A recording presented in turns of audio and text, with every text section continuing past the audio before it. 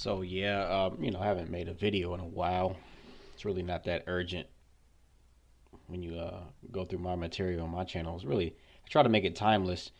Sometimes, sometimes I'll address some things, but overall, the theme is timeless, is perennial. I'm not trying to put too much content that become outdated because a lot of the topics here are, like I said, perennial. They're fundamental, and the fundamentals never change. You can't change them. You can't change the fundamental structure of this existence, or this mock existence. So a lot of the points will be the same points, a million, I guess you could say, years from now, or they were the same a million years ago, however long, or whatever, if you believe it's timeless or whatever. That's plain. But yeah, and a lot of things, it's just reiteration, basically. I don't like to beat a dead horse, but at the same time, reiteration does help you to further understand or digest sometimes. I mean, sometimes you need a break. You need to do other things, think about other things, and then come back to stuff. And time also helps that too. Just a lot of the stuff you start to understand just as time goes on, in combination with contemplation, sprinkled throughout certain eras of your your so-called life here, which is really your death, your spiritual death here in the earth dungeon, or in the in body consciousness, which is really what it is. Body consciousness is death. That's in Alvin Boyd Kuhn's book. Bobby brought that up, The Lost Light, where they say how people say it all the time. A lot of stuff we say or people say, it doesn't, like, they don't really know what they're saying. Like, we just say it like it's cool to say, but this really is, if you want to talk about death, this is death. Um, there's actually, I'll link to a page. There's a Gurbani, I forgot his name, but whatever. He's a Sikh, and he has a good blog. He puts there's a lot of articles there where he's just reviewing some of the concepts.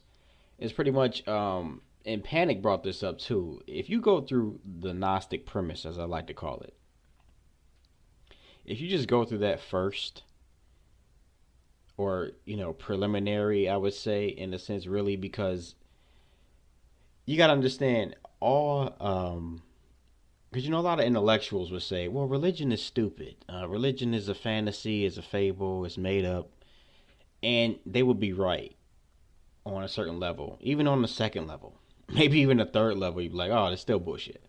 But actually, deep down, it's not. The kernel of religion is true, because religion is about binding one back. I think the original meaning was like, binding back or something like that, meaning you're getting tied back to actually the origin, which is the origin of your being. But really, it's about understanding the origin. Like they say, the alpha, the omega. So real religion, like I say, this is really true religion. And so gnosis, or I would say the Gnostic premise, because even the word gnosis, if you go to, like, Wikipedia, they'll say, knowledge, spiritual revelation, blah blah blah, but you really won't get it. Like, you got to go into the Gnostic stuff, and you got to go into that hardcore stuff too. Um, there's the Gnostic religion by Hans Jonas. You can go through that. A lot of these books are pretty big. I have the PDF. I can link you to it. So I mean, if you're a stern reader who just reads everything, I mean, you can read the whole book.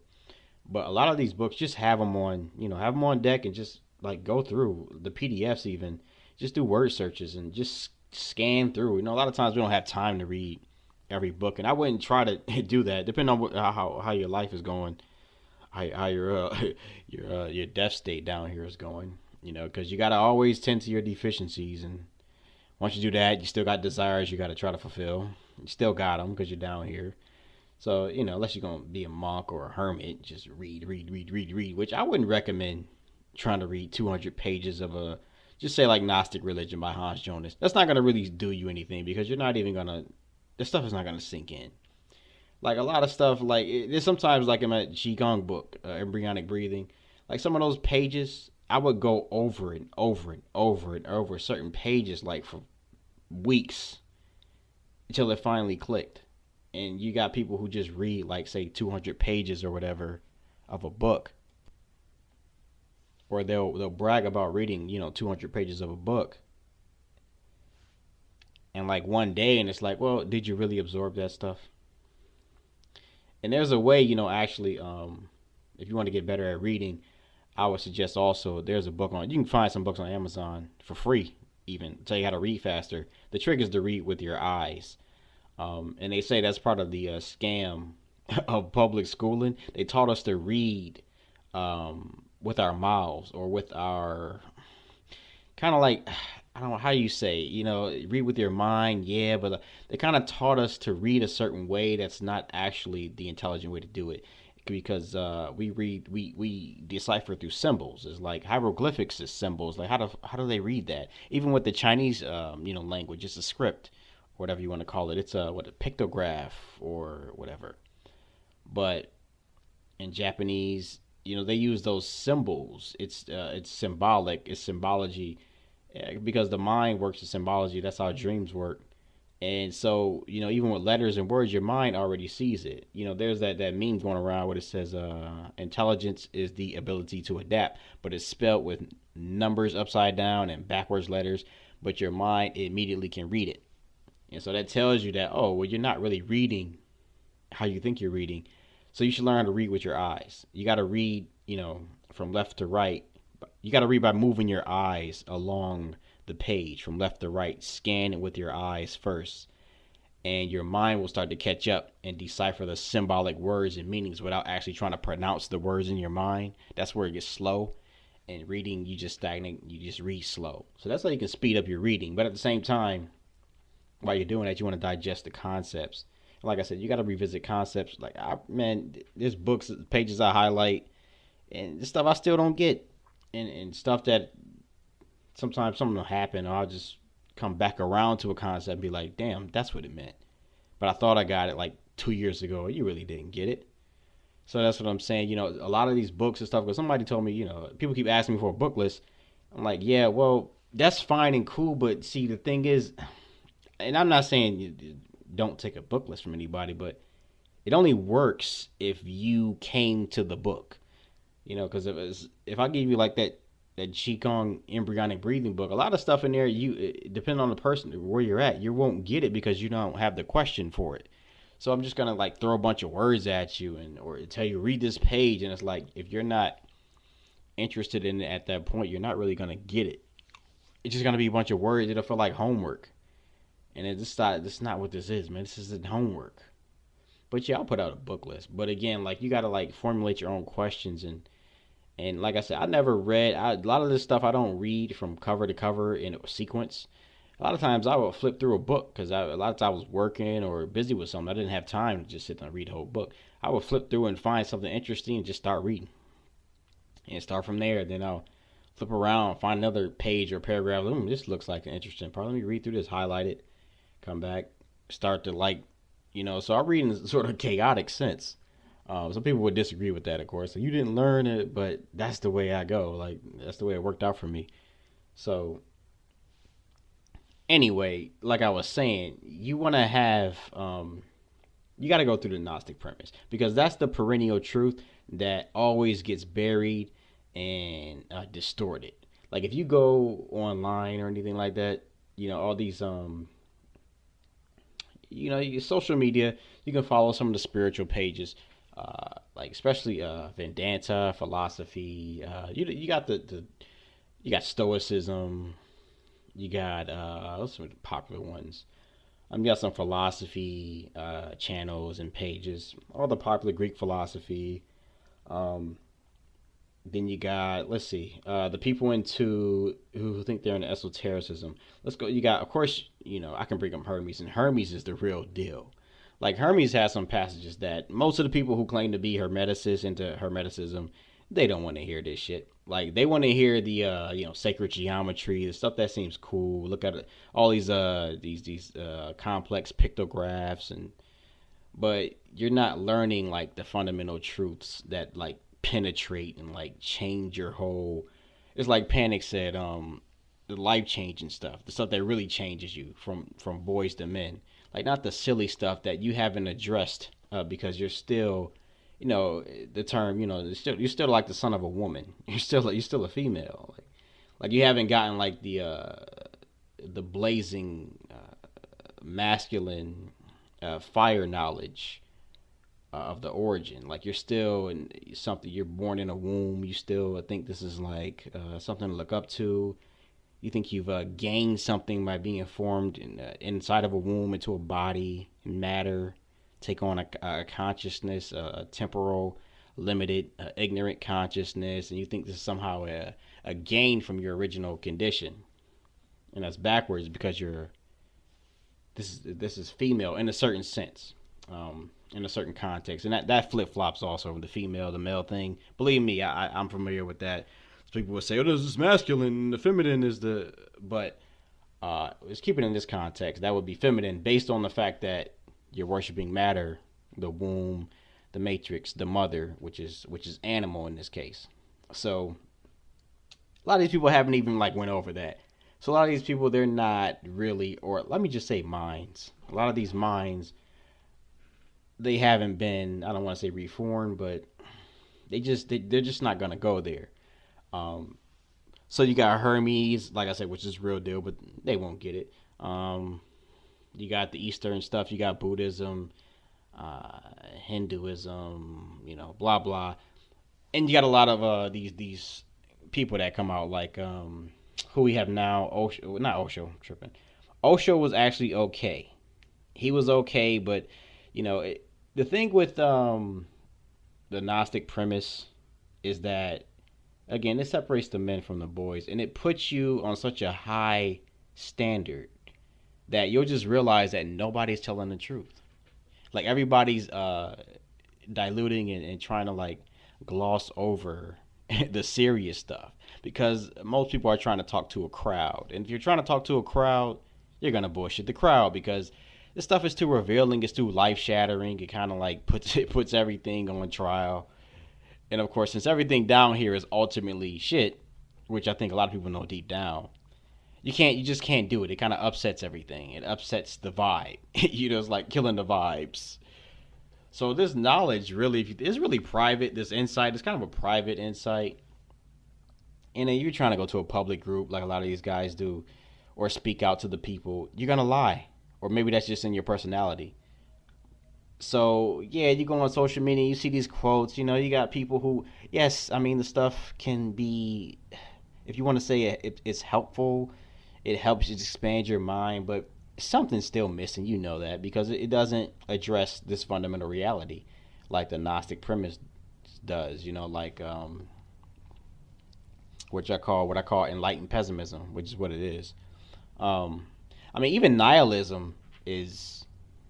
Actually, nihilism is truthful. A lot of the atheists have the nihilism, but they're still materialist. And like I said, a lot of them have been exposed because a lot of them are just on the social political spectrum. They're just liberals, and I think if anybody who's really a deep thinker understands this stuff, you've seen that the liberals are just as fucking psychotic and delusional as the conservatives. If they want to call the conservatives, these religionists with their God talk. These people have turned man into God, and their religion of the past 2 years. I already went over their religions. That's COVIDism, COVIDiots, this COVIDiocy nonsense, the demon particle. The priest doctors they worship. There's also this climatism crap, which they believe a fucking religion. The sky is falling apparently. That's basically what they're saying. The sky is falling, and the oceans are going to overflow. And meanwhile, the Statue of Liberty has the same. The sea level at the Statue of Liberty is the same for the past 100 years. But guess what? I guess you got to look at some data. There they go. They have to look at these papers by these scientists because not to mention there's a whole another class of scientists saying this is a joke, this is a fraud, but they don't care about those scientists, just the scientists that agree with their fanatical delusions. Like, so I don't want to go off on a tangent, but just the past 2 years have really exposed liberalism for anybody who understands these intellectual spectrums. Leftism, materialism, atheism. These guys have been exposed because most of these atheists, they believe in this nonsense with this convid nonsense, this scamdemic. You'll see a lot of them believe in it. They think that not breathing. They think fresh air is deadly. Like, get the fuck out of here. This is another case, and historically, if anyone 100 years from now were to look back in this time period, they would say, well, damn, they had those people brainwashed thinking that fresh air was dangerous to breathe. You're just connecting dots that don't exist, or you're making lines out of random dots that don't exist in your imagination. Like, there's no connection between a sick person and me breathing. Like, where'd you get that from? There's no experiment on record that proves any of this shit. You just assume it does because the priest doctor says it. They're just inferring and assuming. It's a practice again. But anyway, like I said, the leftists, they're on, but they still have good points. Everybody has good points, like I said. The conservatives, the religionists, yes, I would say there's a transcendent principle, but worship of the creator, that's just, really it's just savage because the creator is a savage. Is a monster. Let's just say if there was this static creator character being, which I don't really literally think there is, but let's just say it's a savage. He's a monster. We know how we go over it all the time. The food chain is terrible. You got creatures down here eating each other just to survive. Literally, it's so horrific, but you're so used to it that you kind of just, well, that's just the way it is. You gotta really think about it. You think about how horrific that is. You got creatures tortured by deficiency of hunger, and they must resort to killing and eating each other. Swallowing each other. What the fuck is that? That is the sickest shit that any being or whatever, or non-being, could ever dream up. There's nothing sicker than that. There's no excuse for it. So that pretty much cuts off. You don't need to write a 600-page book about this shit. It's a simple observation. That's a horrific scenario, and whatever dreamed that up is a psychopath. I don't care about love. I don't care about your fuzzy feelings, about flowers, about fucking butterflies. None of it. It doesn't matter if you're in a world where the sentient feeling creatures are devouring each other. End of story. That's a monster. So they're worshiping a monster. But anyway, they do have this Jesus thing. Let's just use this example. And that's sort of a transcendent principle. So there's a truth in that. And even the Christ message is truthful. Because Christ didn't worship the creator or the creation, technically. So at the same time, the lefties, the atheists, they have stumbled upon the fact that, well, yeah, life is pointless. And that's just not the materialist atheists. There's spiritual atheists that see that. There's even spiritual theists or spiritual deists who believe that this life is pointless because biologically it is.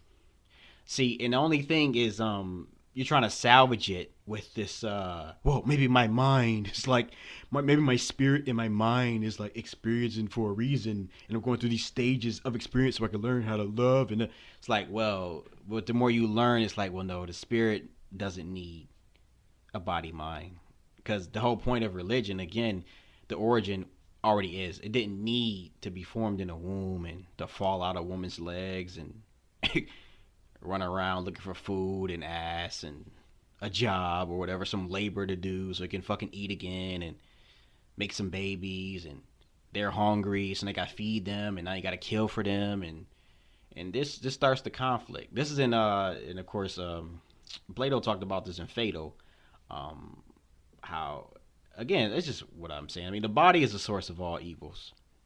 So once you understand that, you gotta know that though. But once you understand that it's the source of all evils, the need to nurture the body, it's the cause of war, it's the cause of crime, it's the cause of violence, it's everything. It's not, people will say the economy, because somebody asked me, well, why doesn't the average person kind of get this, where they had this existential dread? It's like, well, they do. They just call it the economy, or you call it the tornado, or the famine, or whatever you can think of. It's a deflection, or they're blaming the outer, but it's really the inner. Meaning it's really the body that's the problem. It's not the outward environment. It's the nature of the body, its deficiencies, its weaknesses that are the source of all evil. So if that's the case, then that means that the feminine is actually evil. Maya, the mother, the matrix, is actually evil, and she would be a savage. I'm just using, figurative language. I don't take the stuff too literally.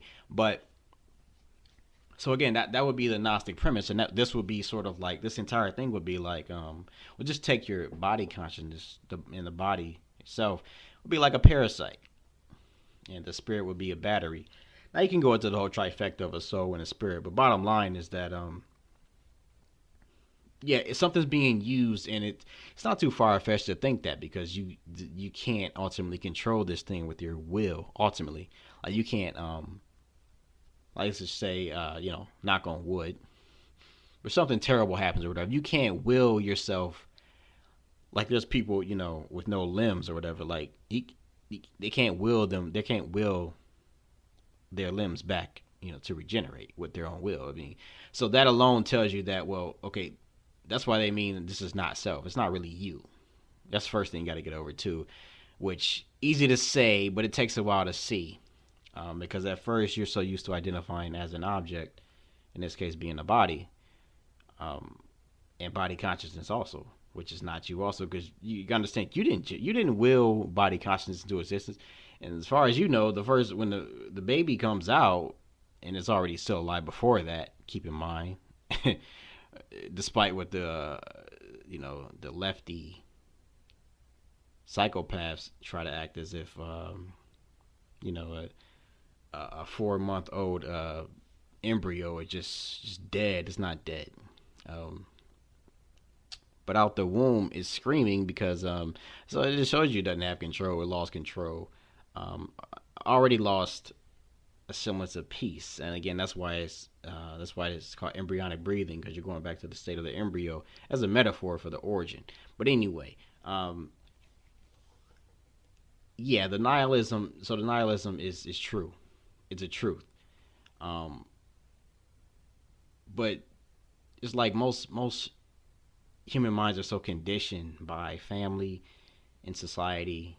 It's that they just can't handle it. It's like they would consider it like teen angst or something. Oh, you gotta find the meaning, and it's like, well, no. I mean, you gotta.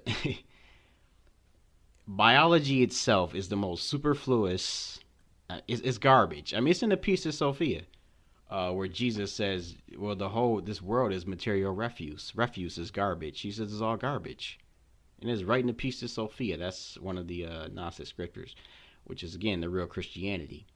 So a lot of these Christians don't really want to know the real message and that stuff either. It's too mind-blowing. Like, it's like I said, it's too shattering to your world view. So, but this is the true religion. And I forgot why I was saying that, but because, again, intellectuals bash religion. And I was also pointing out that both sides has truths to point out. It's just incomplete. Because, like I said, nihilism is true. And the other fact, and I brought this up before with the atheists, is they understand that, look, individual consciousness is transient, is temporary. The reason you see, this is the big one too, because even people that listen to my channel, this is the one you can't let go of. Like you want this to be the thing. Like regardless, I can hang on to my individual awareness. So even if we'll hear all this about this is worthless, it's fuck Earth and all this, you still want to hang on to your individual consciousness, which is Earth. And depending on the school, the angle of the school of thought, hell, individual awareness is the world. Without it, there is no world. Because you could, some people would argue, well, no, there's a world, and if there was no people alive, it would just be a world. Or if there were no minds alive, aware, whatever, there would be no world, meaning one depends on the other. That's a very complex topic, too. And it's not as simple as you think.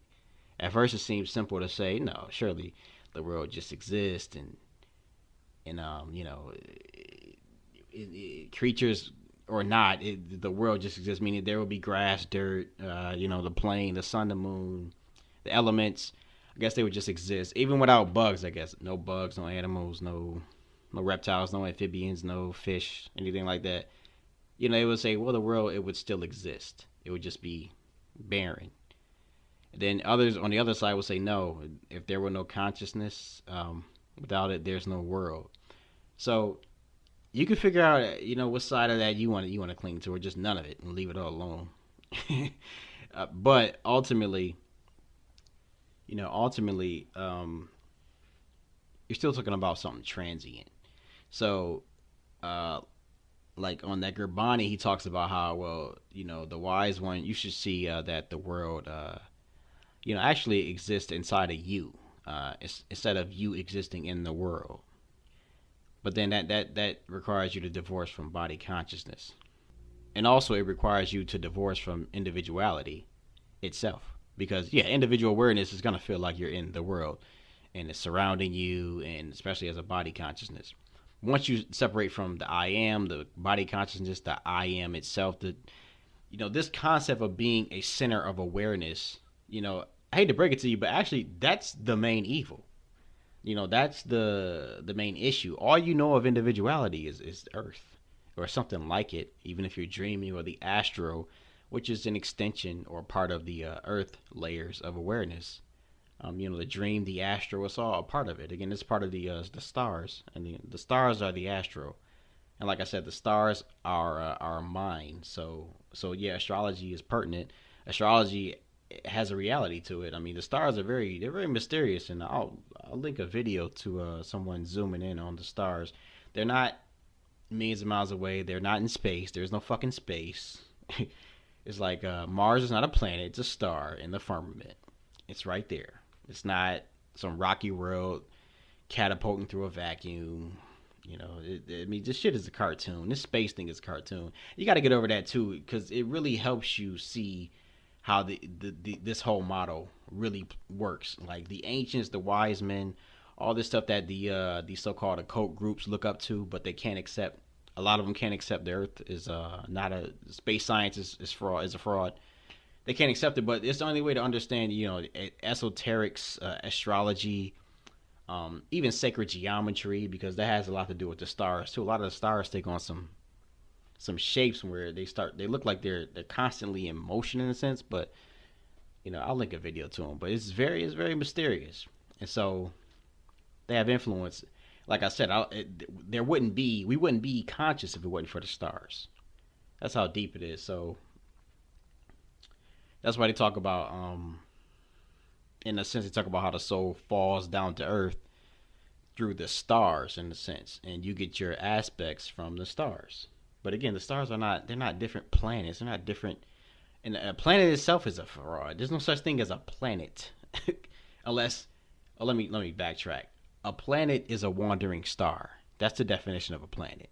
I mean, these people have really fucked up everything. And I hate when people say that, oh, it doesn't matter, flat or round. Like, first of all, we didn't say not round.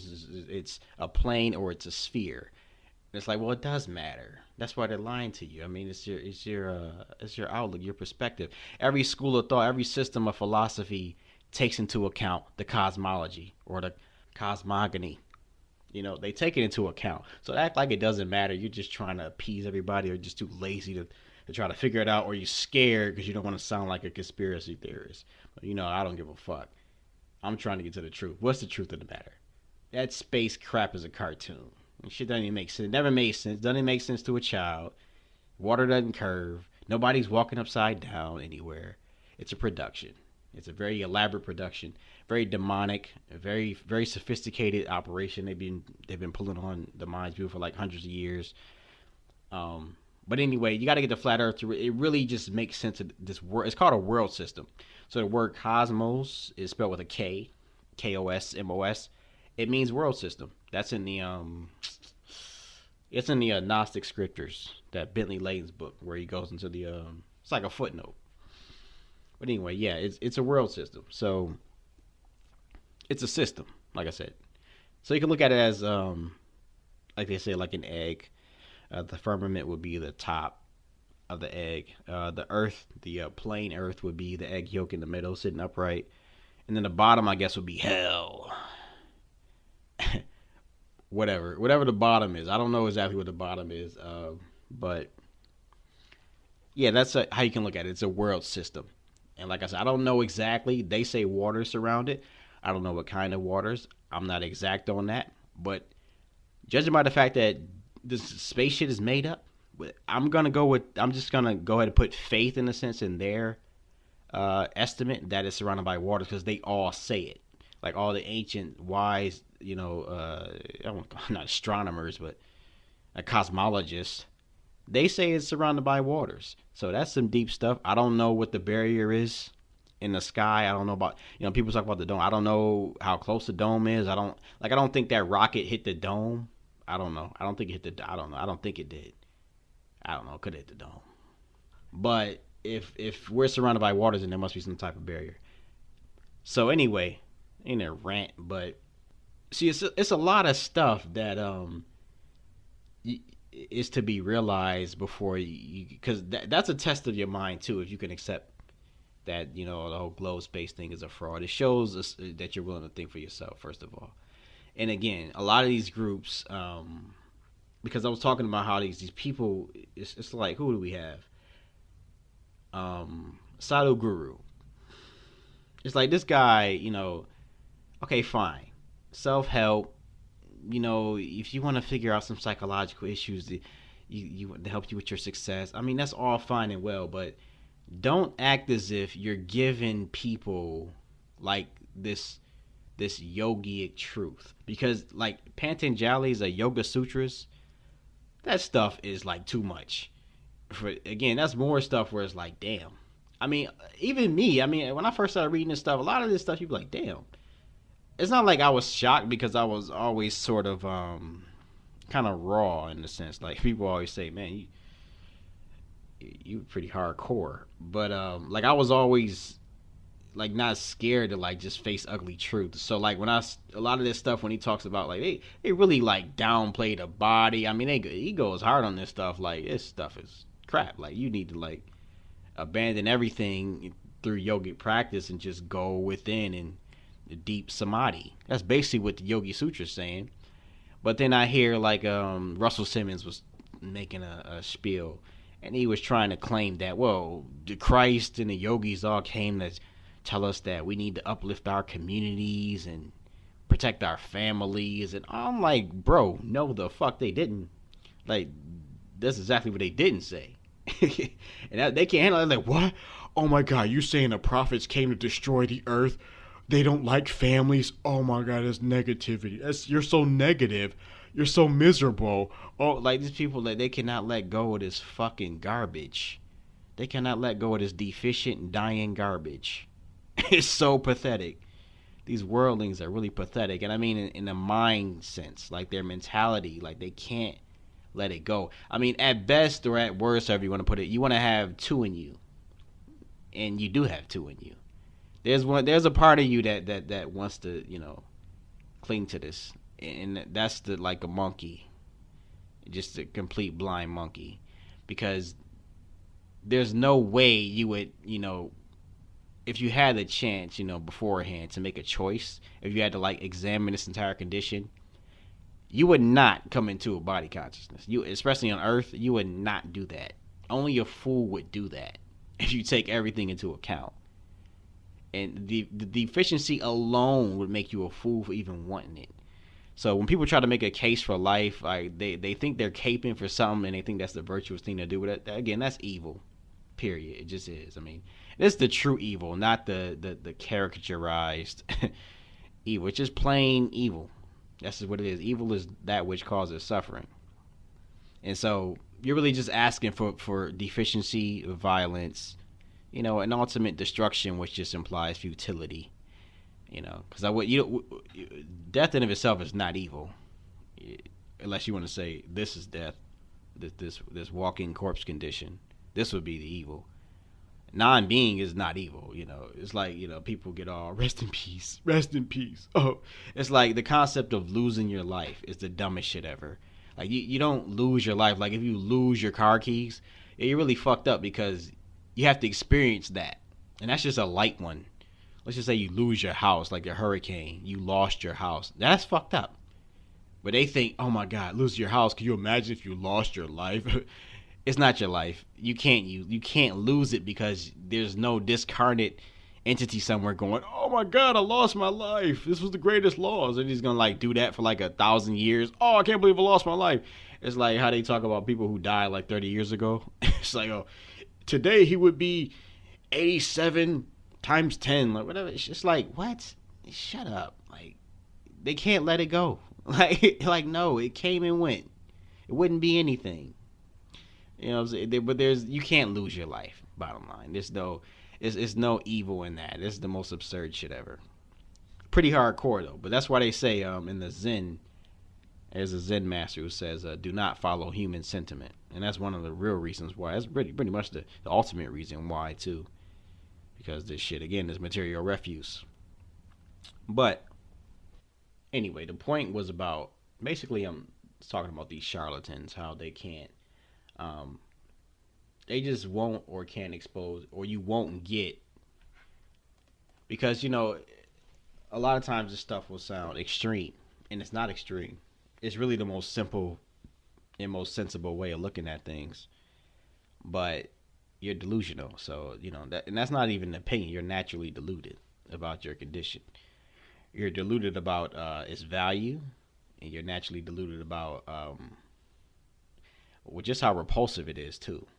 You're deluded about that also. So it's kind of like a spell. This whole thing is it's really a demonic spell. It's a childish, even mischievous spell that makes you attached to this thing. It's like Bobby said. It's like this is a nightmare. It literally is a nightmare. Like I said, you can't even they can't even show the body on like an exposed body on television. You can't on prime time. Like if a crime committed, somebody got murdered, or not even that, just a bad accident, they can't show it.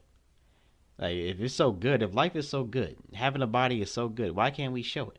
Like if I cut up a pillow, you can show that, but if you cut up a body, you can't show it because it's disturbing. It's disturbing because it's a fucking nightmare. They literally call.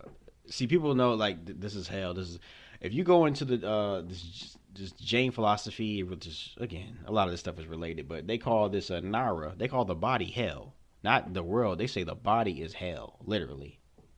So, yeah, like I said, so they know, and this is where I'm getting at. The real stuff is all Gnostic. There is no, the Gnostics thought this, but the Hindus say you should worship Brahman, love life and the animals, and pet the creatures and feed the deers, and the Christians say love the world, have love for your neighbor, and if you're a nice person, you're gonna go to heaven. Just be good. And the Buddhists say if you pray to Buddha in peace and meditate and share and care and love for your family, and if you work hard, and then you'll be able to go rest with Buddha, and all this bullshit. None of them say that. Every single one is Gnostic when you really read it. But you'll really see it, again, if you go through the Gnostic stuff first, and then you go back into the stuff, you say, oh, shit, that's why they're talking about meditating. That's where they're doing yoga. That's why they're doing spinal breathing. That's why they're trying to do this now. Oh, because the ultimate goal was to kind of reunite this inner being with the origin and just, fuck the world process. Because the world process really ain't got shit to do with you, but the whole issue is who the hell are you? And that's the question, because everyone identifies with the mind, and that's where I go back to, you gotta let it go. It's the last thing to let go. Like I listen to other people, and other people I kind of respect them on a certain level, but anybody telling you that, oh, you need to learn this and that because when you die your mind's gonna do that, so it's a lie. The mind is not even, I mean, in the context of, the origin, it's nothing. What the fuck you gonna do with a mind? It's ignorant. Just to have a mind is to be ignorant. It's something you don't know.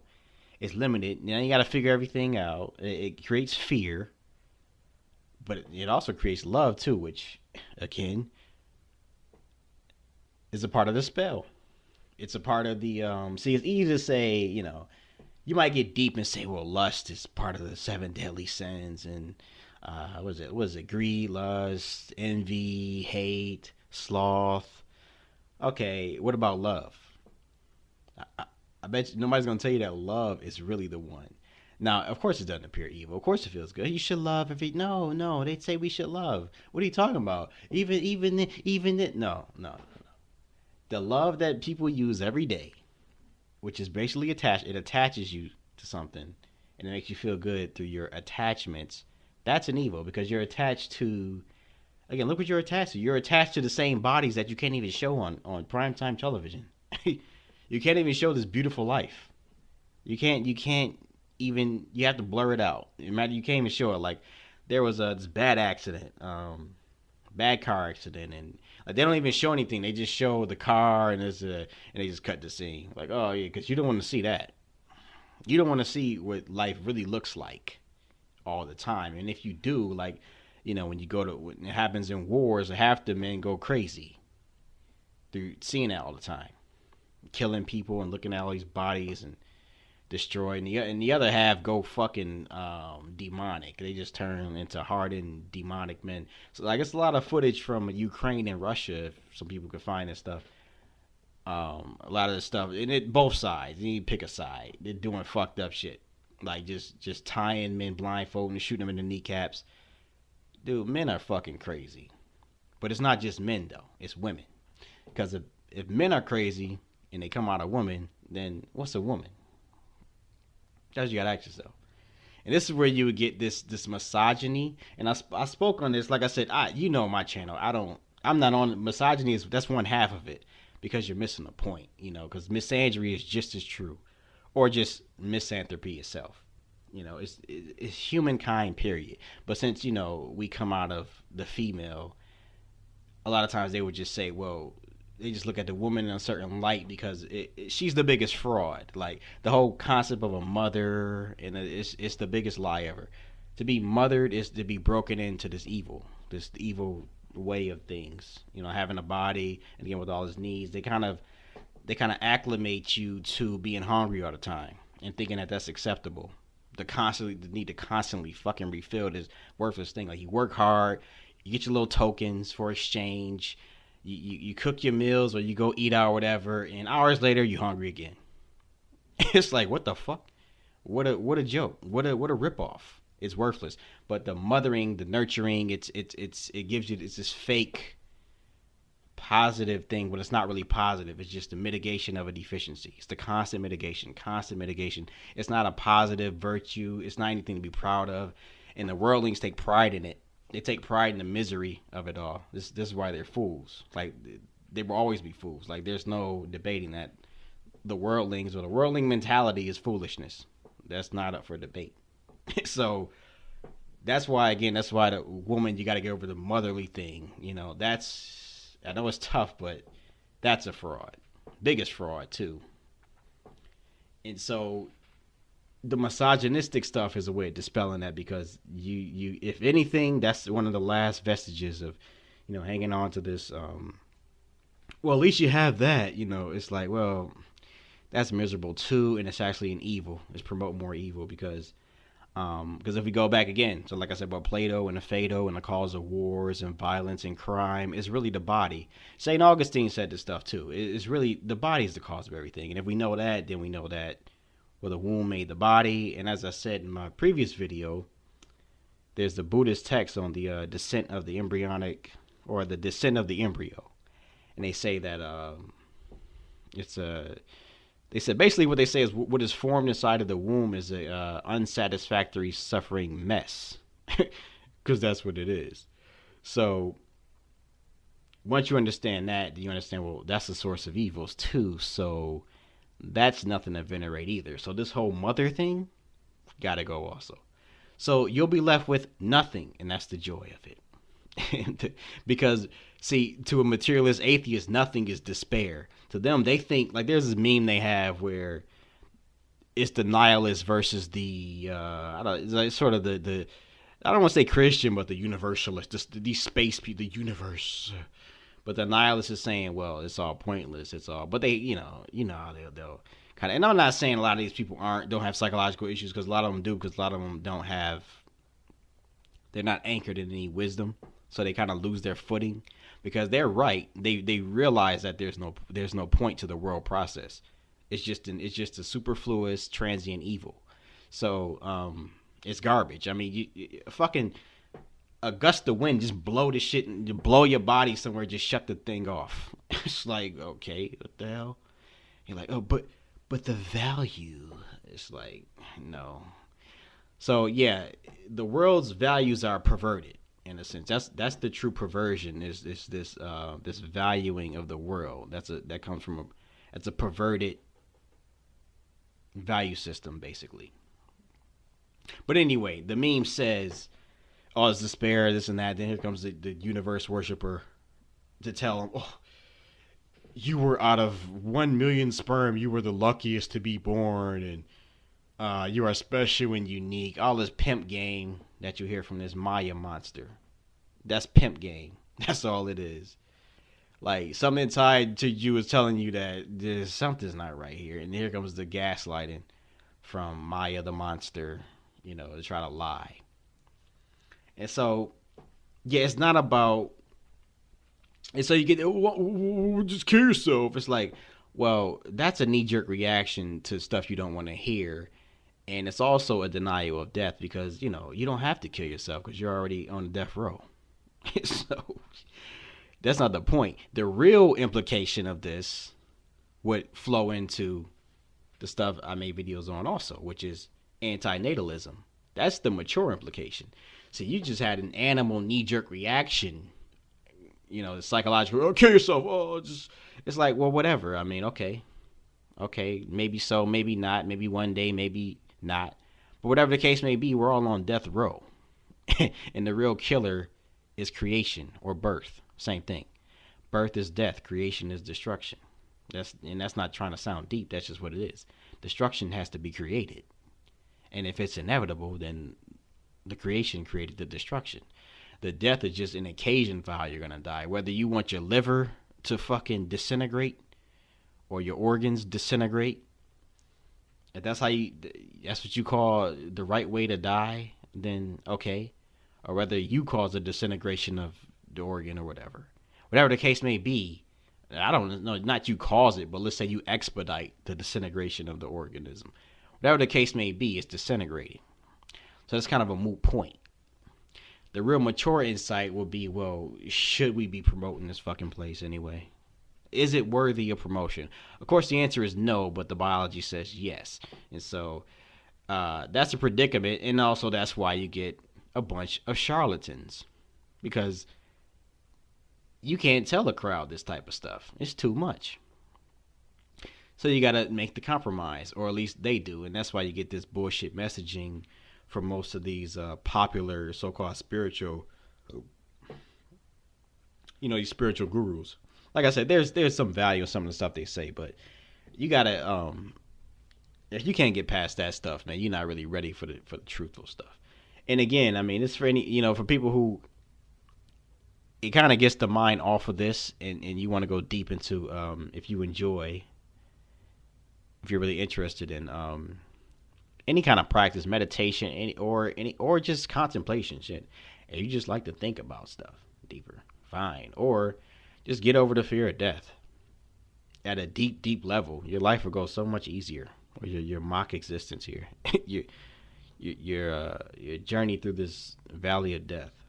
It'll go so much easier if you get over this ultimate fear. Not just the fear, just this hate of it, this psychological, intellectual hate of this impending ending of this thing. Because, it's like they said in, what the fuck is that? That's his Chang Tzu, I believe. But he has Confucius talking. And he's talking about how there's this school of thought where, they see the body consciousness as an attached cyst, an appended tumor, and death as the bursting of a boil, the draining of an abscess. Peace.